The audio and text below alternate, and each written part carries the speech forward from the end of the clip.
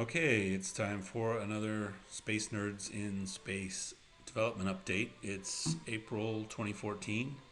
The first thing I want to mention, I guess in the last month there really hasn't been too much in the way of updates as far as the Space Nerds code goes.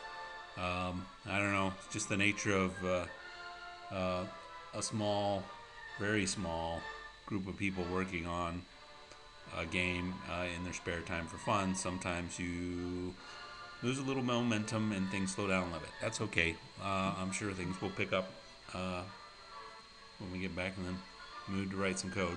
But all is not. There's not. It's not the. There is some activity. Lately, I've been looking into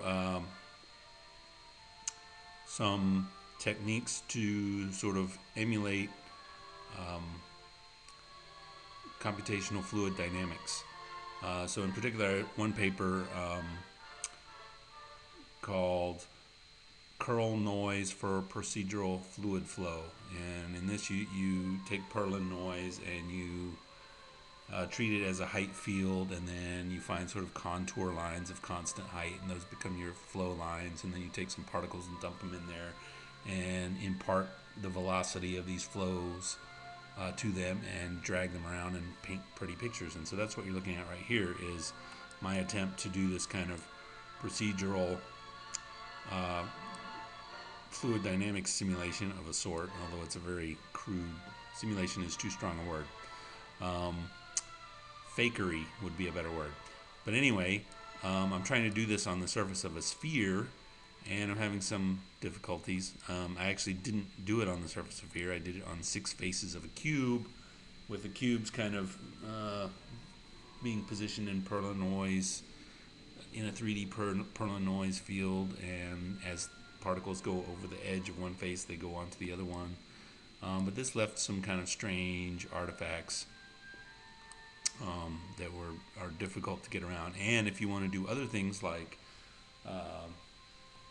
put bands of solid flows going around the planet, like the sort of belts of Jupiter, well then this technique of using the cube map in the way that I am here really breaks down. So I think I really need to convert this to do a real 3D on the surface of a sphere emulation, and not this cube map thing. Not do the simulation on a cube map, on a cube, and then map it to a sphere. I need to do it on a sphere and map it to a cube for the texture, and then cube map back to the sphere. Anyway, it has some pretty it generates some pretty interesting features that would be difficult to do manually. It's actually a pretty neat technique. Now you can see an artifact here. This right here looks to be the edge of one of my faces of my cube. This kind of line right here. But progress, good progress.